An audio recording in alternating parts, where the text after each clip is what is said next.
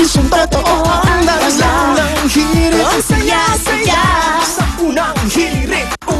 Narito na mga balitang dapat abangan mamaya sa unang balita.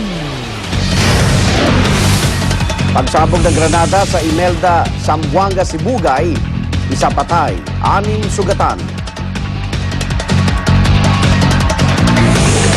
Isang lalaki arestado matapos mahulihan ng 2 kilo ng marijuana sa Quezon City.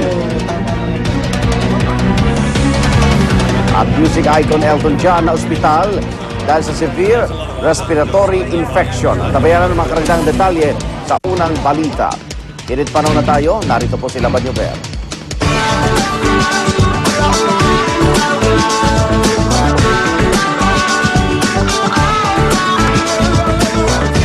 Ayan, good morning mga kapuso. Bagong umaga, bagong pag-asa. Ito na po ang ating hirit panahon. Ako, wala na po, natunaw na po or nalusaw na yung minamataang low pressure area ng Pag-asa. At syempre yung inaabangan din pong bagyo na si Sanbo, yung po yung international name niya, ay papunta na po ng Japan, hindi na po pupunta sa atin. Oh, very good po yan, magandang news po yan.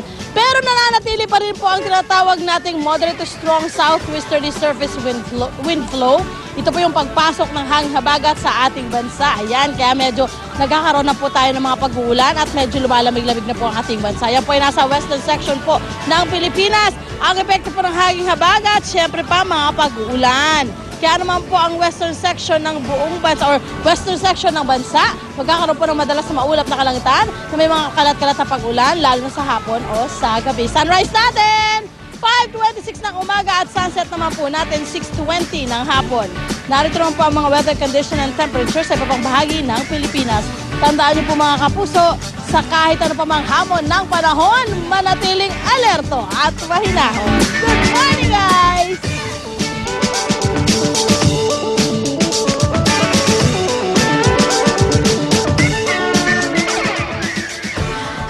Happy morning mga kapuso.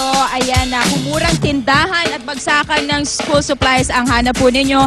Tamang-tama po dahil meron tayong natuklasan dito sa Paz Street, Barangay Santa Elena, Marikina City, kung saan sinasabi nga nila ang mga school supplies ay halos hindi nagkakalayo ang presyo sa mga makikita sa Divisoria at sa Baclaran. At ang kagandahan dito mga kapuso, halos lahat ng mga school supplies nga na pwede nyo isipin na gagamitin sa paaralan, from the notebooks, the crayons, the pencils, the ballpens, lahat po yan mayroon sila.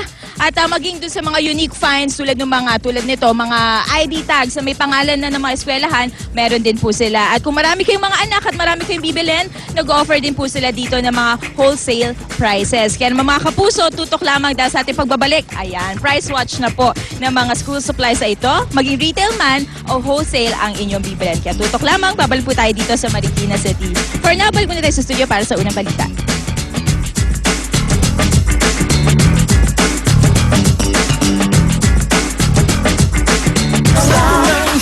Ang saya-saya sa unang hirit. Unang hirit, unang hirit. Mangunguna Sa huling 3 linggo ng Alice Bungis-Ngis and her Wonder Wallis. Alam mo, ikaw may pa-suspense ka pang nalalaman, ha? Alam ko na may intindihan mo ko. Wali, bakit tayo bumababa? Nalungkot ka ba? Sorry, Ate Alice. Sorry po talaga. Magagawa nga ba ni Wally na kumampi kay Esmeralda? Kaya naman ni Alice Esmeralda. Pero hindi pinadala mga abubat niya eh. Makibungis-ngis na ngayong Biyernes bago mag 24 oras. Isang bagong culinary adventure ang mag-uumpisa ngayon. Kasama sina Grace Lee, Chef Maricel, Chef Martin, Chef Kai, at Chef Rene. May bago tayong pagsasaluhan. Mga bago and easy to prepare recipes mula sa San Miguel Pure Food. Entire family talaga matutuwa. At pati ang buong barangay magiging masaya. Samahan sina Christine Jacob, Camille Prats, at Angelo De Leon sa unang linggo ng pinakamaningning na cooking show on TV, Cooking with the Stars, bago magkapuso Movie Festival. Bro, matangos ba ang ilong ko?